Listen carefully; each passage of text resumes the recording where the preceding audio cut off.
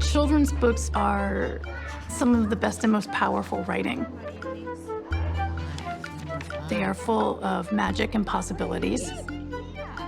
You're learning how to read at the same time you're being introduced to concepts and ideas and worlds and creativity. And what is this one?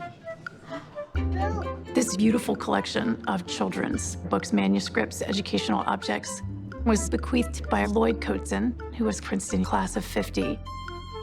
He stipulated that he wanted a public gallery for children to come and explore their love of literacy. I guess one of the things that excites me, that turns me on, is to see somebody grasp something or come to terms with something, especially young. And it's like the light bulb lights up.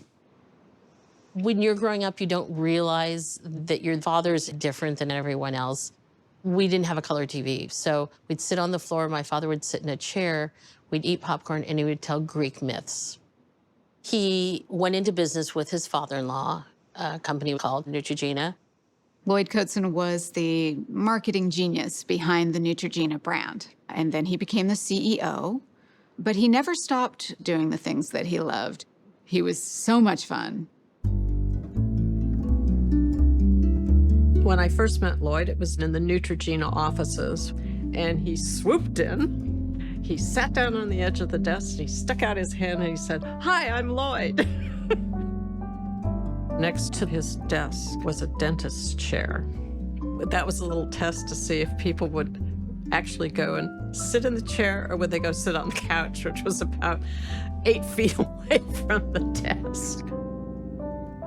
The children's book collection started as a family library that Mr. Coates,n and his wife put together for their children. I think reading, to me, was like opening the window there and allowed you to look out and maybe fly out.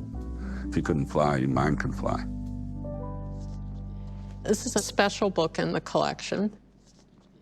It has the family book plate.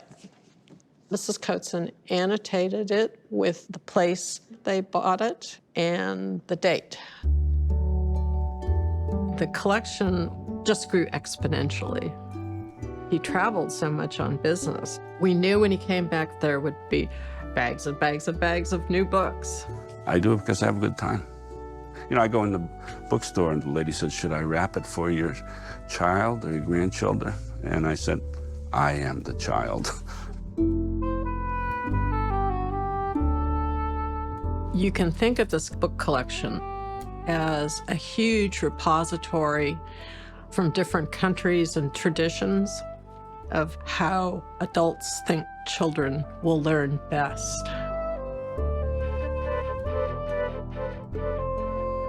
The Wall of Books was actually Lloyd Coates,n's idea.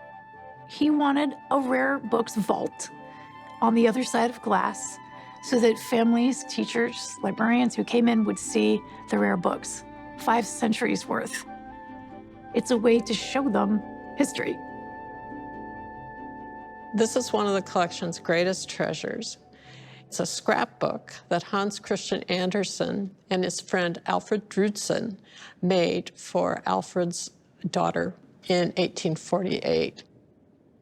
This is the title page, and it has Andersen's paper cutting. He would often tell a story while he cut them. Read to Tiger. I sit down on the couch and open my book, but I can't read because I hear grr, grr, grr, grr, grr, grr. I can't read my book because there's a tiger behind my couch pretending to be a bear. Today, this is our story time for 3 to 5-year-olds where we read a picture book. Then he jumps. And then we do a very creative project that is related to the book.